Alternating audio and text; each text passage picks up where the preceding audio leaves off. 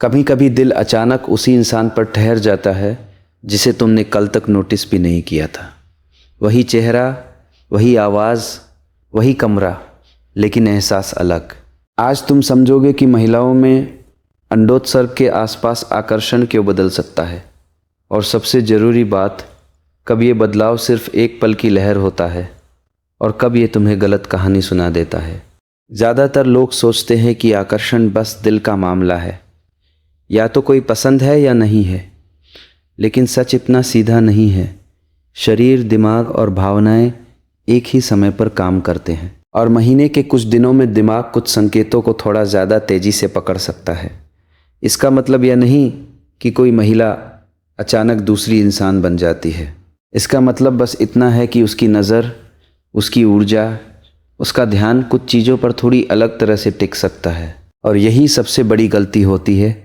लोग इस बदलाव को किस्मत समझ लेते हैं, जबकि कभी कभी यह सिर्फ एक जैविक खिड़की होती है।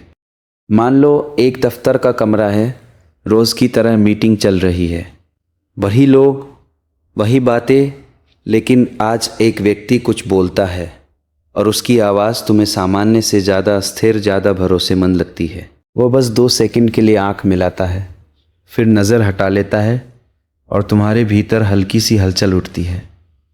ज़रा सोचो, बदला क्या? शायद बहुत थोड़ा, पर तुम्हारे भीतर उस संकेत को पढ़ने का तरीका बदल गया। पहली बात, अंडोत्सर्ग के आसपास शरीर सिर्फ अंडा नहीं छोड़ता, वह पूरे सिस्टम की संवेदनशीलता को भी प्रभावित कर सकता है। कुछ महिलाओं में ऊर्जा, मनोदशा, आत्म जागरूकता और यौन इच्छा में बदलाव आ सकता है। इसलिए आकर्षण का अनुभव भी थोड़ा तीखा लग सकता है। कोई मुस्कान सामान्य से ज़्यादा असर करती है, कोई चाल, कोई ठहराव, कोई आत्मविश्वास। लेकिन असली बात इससे भी गहरी है। ये हर महिला में एक जैसा नहीं होता। किसी में बदलाव साफ महसूस होता है, किसी में बहुत हल्का और किसी में लगभग नहीं। लेकिन रुकिए, बात इतनी सीधी नहीं है। दूसरी बात, कई बार बदलता सामने वाला इंसान नहीं, तुम्हारा अपना आत्म अनुभव बदलता है। जब कोई महिला अपने आप को ज़्यादा जीवंत, ज़्यादा आकर्षक या ज़्यादा जागी हुई महसूस करती है, तो दुनिया भी उसे अलग दिखने लगती है।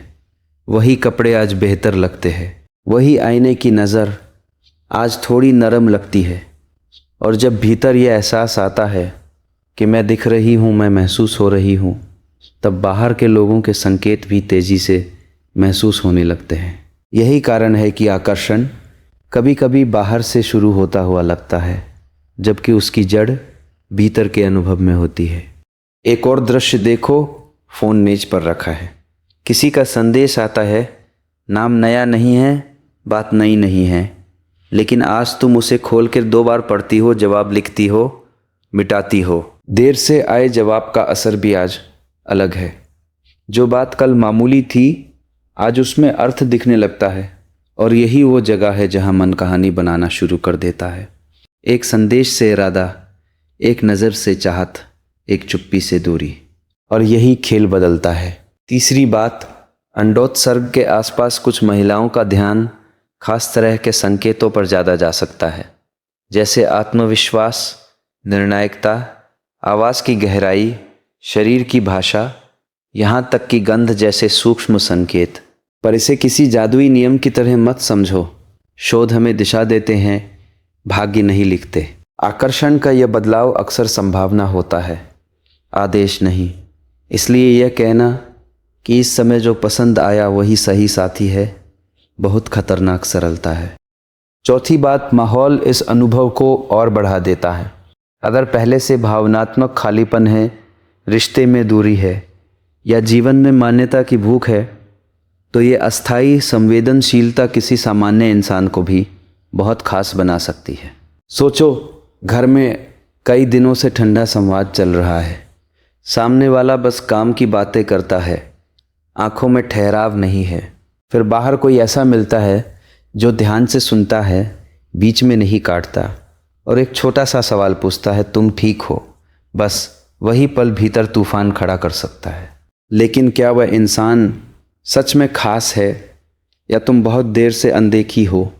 यह फ़र्क समझना बहुत ज़रूरी है। पांचवी बात, अंडोत्सर्ग के आसपास होने वाला आकर्षण कई बार रिश्तों के बारे में छिपा सच भी दिखा देता है। अगर तुम अपने साथी के साथ सुरक्षित, देखी हुई और जुड़ी हुई महसूस करती हो तो यही समय तुम्हें उसी रिश्ते की गर्माहट और गहरी महसूस करा सकता है। लेकिन अगर रिश्ता सिर्फ आदत पर चल रहा है तो बाहर की छोटी सी चमक ज़्यादा तेज़ लगने लगती है। इसलिए समस्या हमेशा नए व्यक्ति में नहीं होती, कभी कभी वह पुराने रिश्ते की अनसुनी दरार होती है।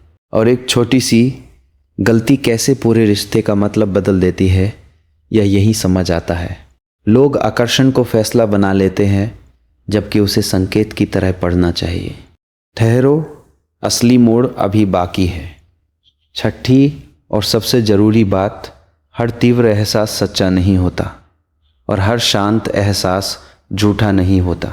अंडोत्सर्ग के आसपास आकर्षण का बढ़ना संभव है, लेकिन स्थायी प्रेम की पहचान कुछ और है। अस्थायी प्रेम सिर्फ धड़कन नहीं, व्यवहार देखता है, सिर्फ रसायन नहीं। निरंतरता देखता है, सिर्फ रसायन नहीं, निरंतरता देखता है। जो व्यक्ति सिर्फ उस एक तेज़ लहर में अच्छा लगे वह जीवन में अच्छा निकले, ये जरूरी नहीं। और जो व्यक्ति शांत लगे वही गहरा सहारा हो, ये भी अक्सर बाद में समझ आता है। अब सवाल है, इसके साथ परिपक्व तरीके से क्या करना है। पहला काम, अपने पैटर्न को देखो। महीने के किस समय तुम ज़्यादा भावुक, ज़्यादा आकर्षित या ज़्यादा बेचैन महसूस करती हो। ये जानना कमज़ोरी नहीं, आत्मसमझ है। जब तुम पैटर्न पहचान लेती हो तब हर भावना तुम्हें बहाकर नहीं ले जा सकती। दूसरा काम, उस समय के तीव्र आकर्षण को तुरंत अंतिम सच मत मानो, उसे थोड़ा समय दो। अगर कोई व्यक्ति सच में महत्वपूर्ण है तो वह कुछ दिनों बाद भी सम्मान, स्पष्टता और स्थिरता के साथ वैसा ही लगेगा। अगर एहसास सिर्फ रासायनिक लहर था तो उसकी चमक अपने आप उतर जाएगी। यही भावनात्मक बुद्धिमानी है। तीसरा काम, अगर तुम रिश्ते में हो तो बाहर की चमक से पहले भीतर की कमी को देखो। खुद से पूछो, मुझे सच में क्या चाहिए। ध्यान, स्पर्श, सम्मान, संवाद या सिर्फ नया महसूस होने का नशा। यह सवाल बहुत कुछ साफ कर देता है। और अगर तुम अकेली हो तो भी किसी आकर्षण को अपने आत्मसम्मान से बड़ा मत होने दो। पसंद होना सुंदर है, लेकिन खुद को खो देना कभी सुंदर नहीं होता।